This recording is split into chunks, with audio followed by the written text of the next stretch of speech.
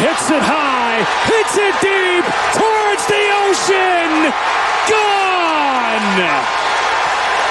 Dodgers take the lead on a mammoth home run from Shohei Ohtani. Now, back to Willard and Dibs on 95.7 The Game. I'd tell all of you to go tonight. I want you all to go tonight. Dodger fans? I'm not telling anybody to give up on anything. The Shohei kid, yeah. Go take the stadium back. Go take it back. They won't. Of course they won't. They can't. They can't because it's embarrassing.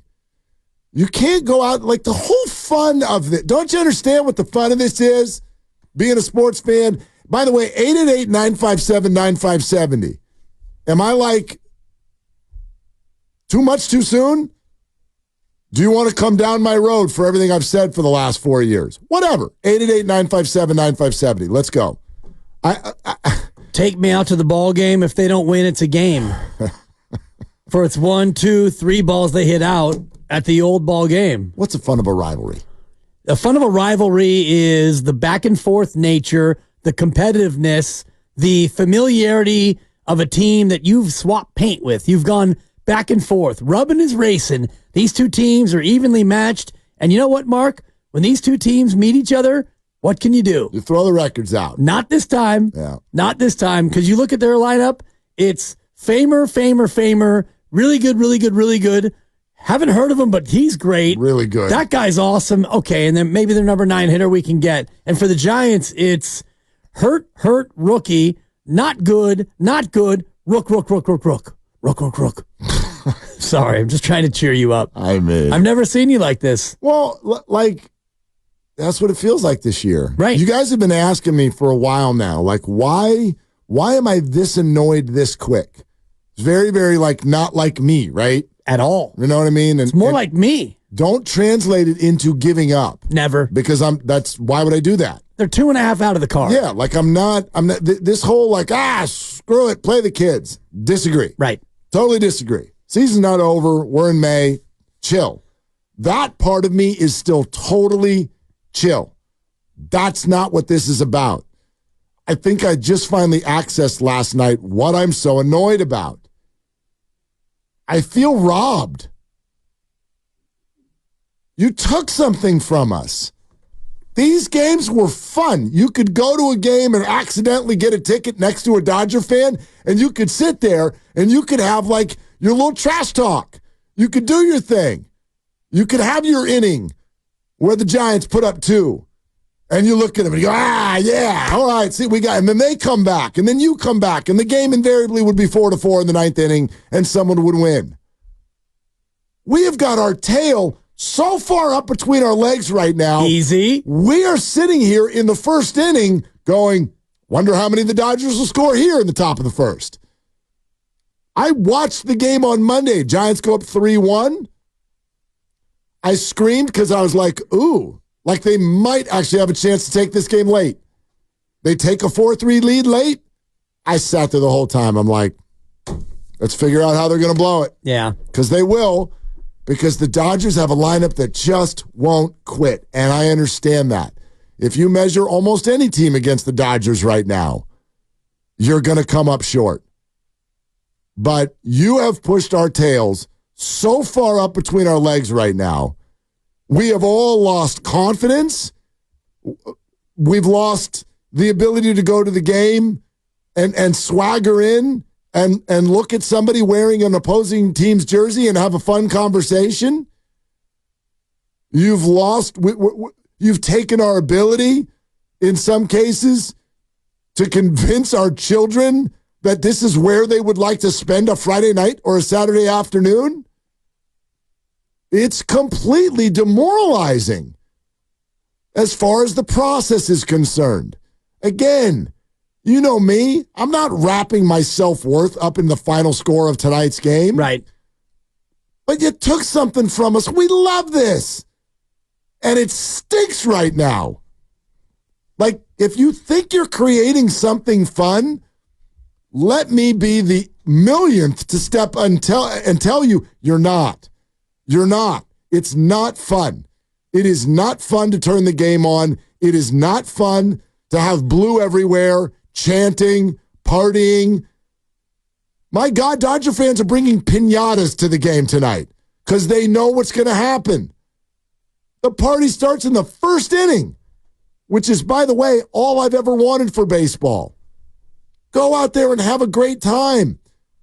But it's really hard to do when you show up knowing that you're about to get your butt kicked. Yeah. Every game is like the opening scene in Platoon.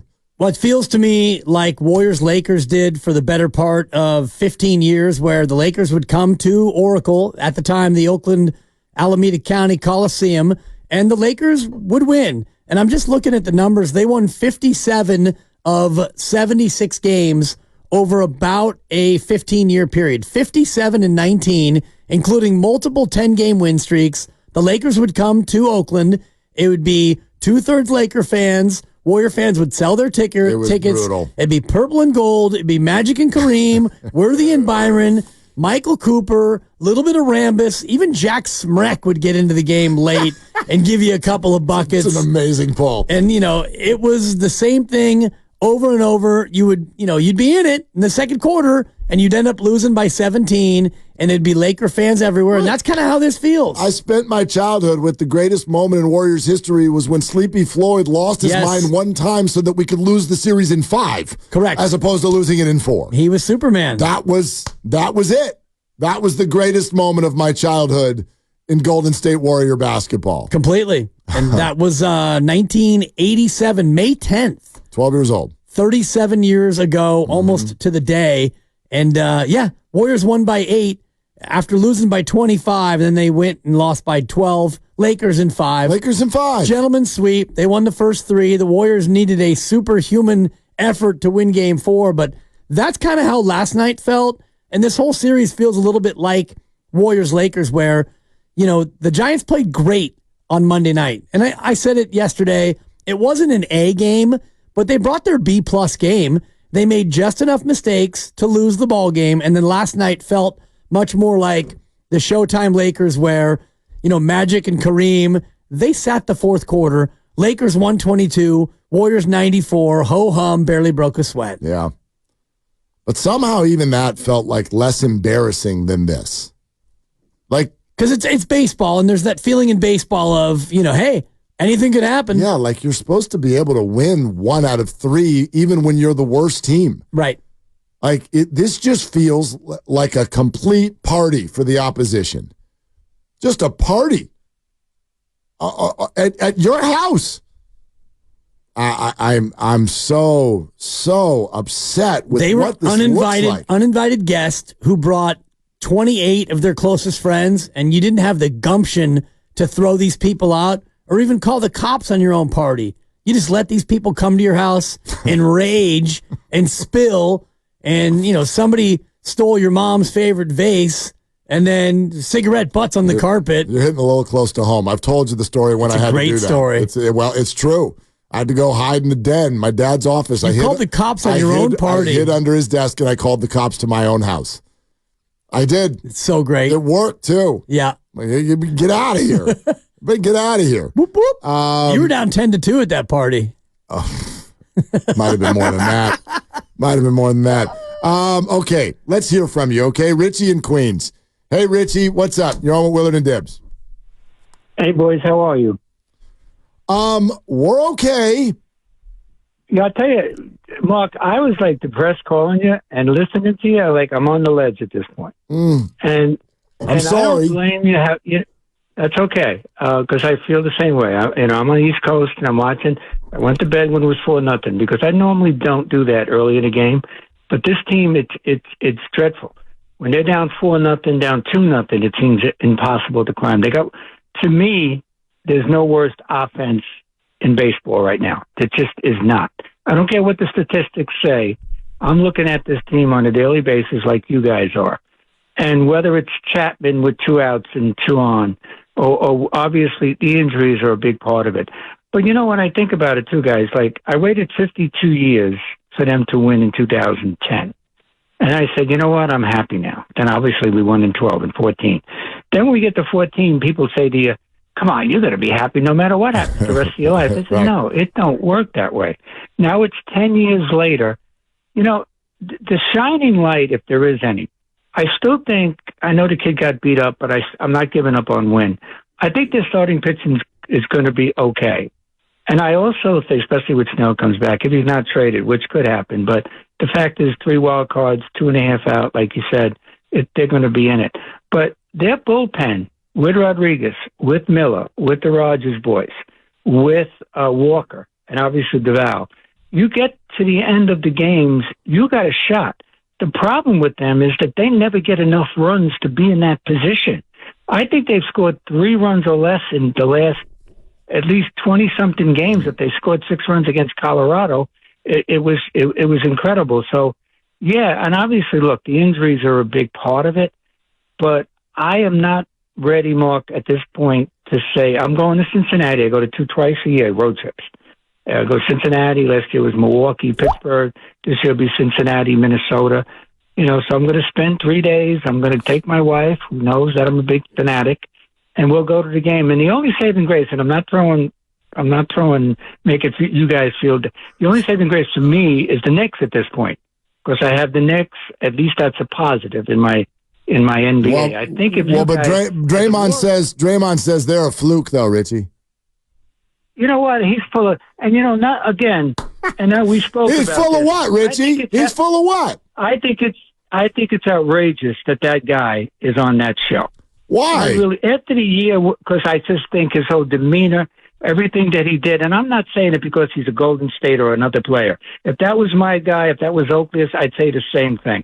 It's a disgrace that I've got to, that we've got to listen to him after his episodes this year. He should be like, hey, put away for a year, get yourself together, and come back next year. Well, with a different attitude. Yeah, not to change the subject, Richie, it's always great to hear from you. But the truth of the matter is that's exactly why he's there. He grabs your attention. Did you all not notice that Draymond Green, no matter what he says on the last 2 nights on Inside the NBA, it gets repurposed all over social media, shared. Everyone freaks out. Everyone reacts. Like, don't you get it? Don't you get it? Have you ever watched Skip Bayless on TV?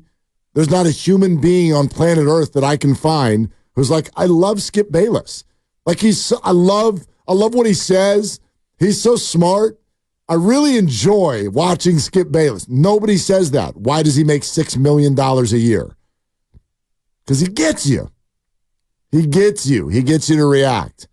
That's what Draymond does. Of course he belongs there. He's going to be a bigger star on TV than he was in the NBA, I think. But that's kind of beside the point. The stuff that you see last night, I mean, we can even whittle it down to some of what you're watching in that game. The score was 0-0 after 3 innings, and I could set my watch to it. I'm like, Keaton Wynn is now about to go through the order for the second time. Yeah. They're going to whack the ball all over the yard.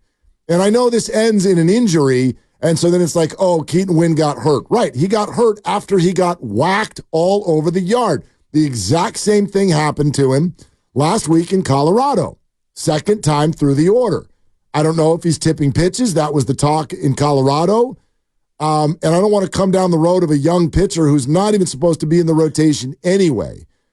But these are the things right now that when you're watching the game make the whole thing feel impossible. And that's all I'm asking for.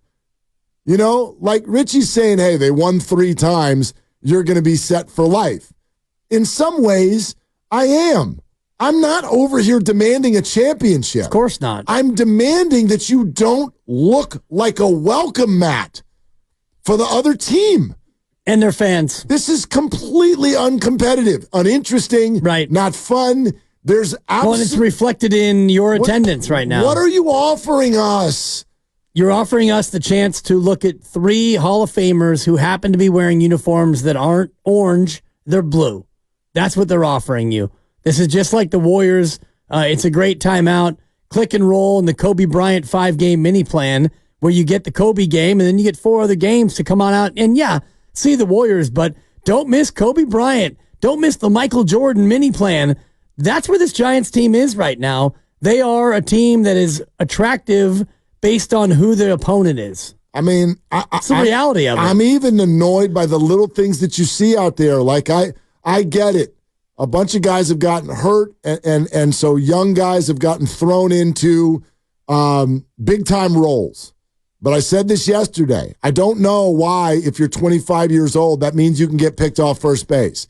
I don't know why, if you're 24 years old, that means you don't know how to take a route to a fly ball. This is the big leagues. But it doesn't look like it. It doesn't look like it.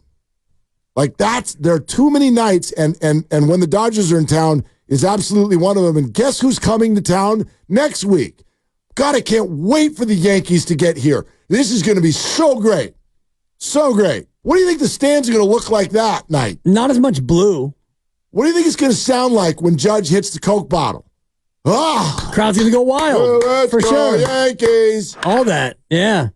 Yeah. I mean, well, you're asking for a major league performance from a team that is not full of major leaguers. So that, to me, is a little bit of an unfair way to look at it because they're supposed to be major leaguers. Well, they're not. They should be ready by now. They're not ready. And that it becomes a deeper issue because whether it's Matos or Ramos or Luciano or Fitzgerald or Sable or Wynn, we can run down another 4 or 5 names. These are guys who are clearly not ready. And you could see by the way they're playing. And Keaton Wynn, God love him, friend of the program, last night in the 4th inning, it was a home run.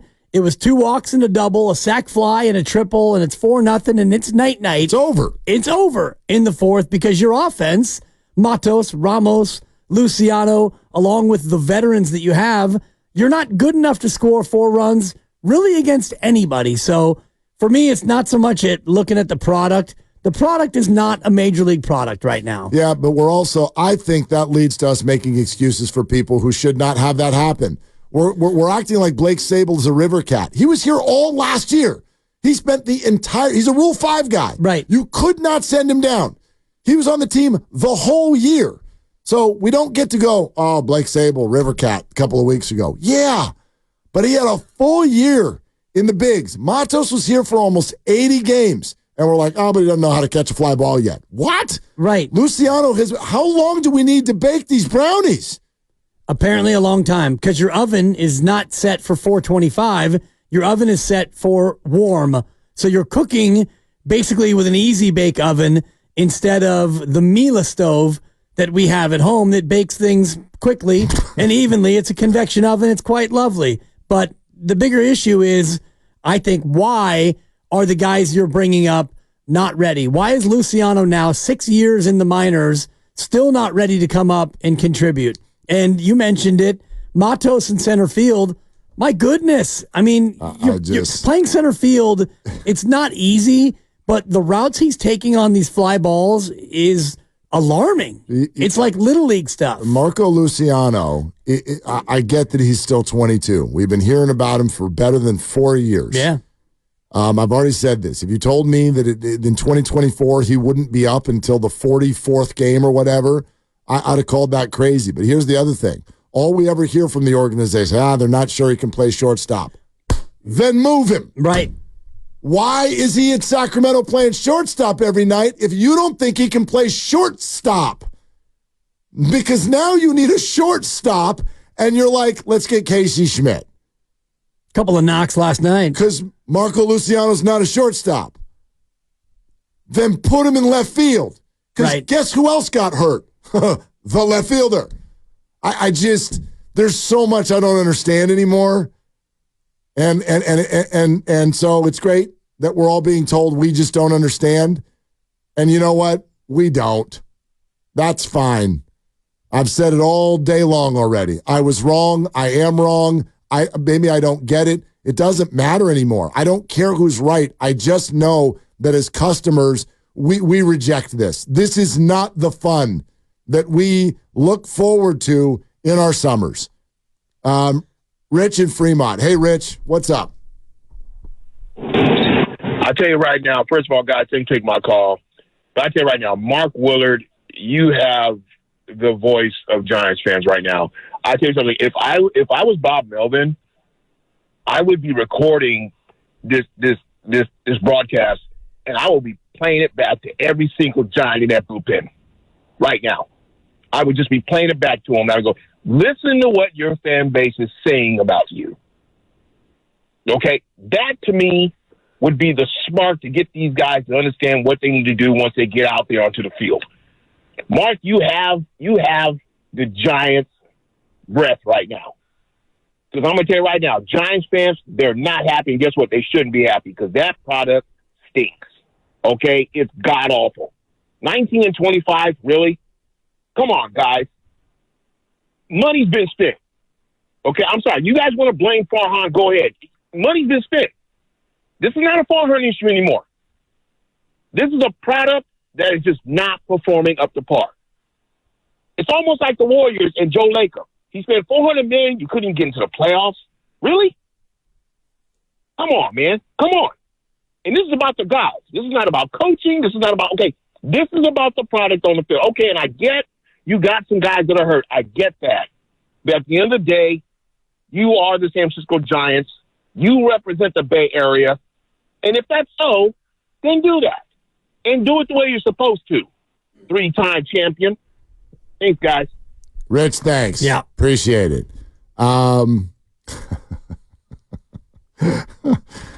Yeah. The whole thing right now for me, it just comes down to the product. 19-25, like I'm sitting here sounding real loud today. The ace of their pitching staff 4 days ago called them dog bleep. Right. Yeah, that was Friday, right? Just echoing that. And I know he means that in terms of the way they're playing baseball because he's in the clubhouse and he is a player. But I don't know. What's happened since that? Nothing but losses. Exactly. Yeah. Exactly.